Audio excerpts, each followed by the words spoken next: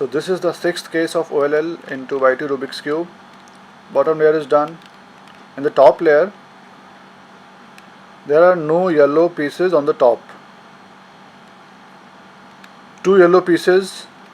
So two yellow pieces are in the front like this, and the rest two are on the sides of the back side.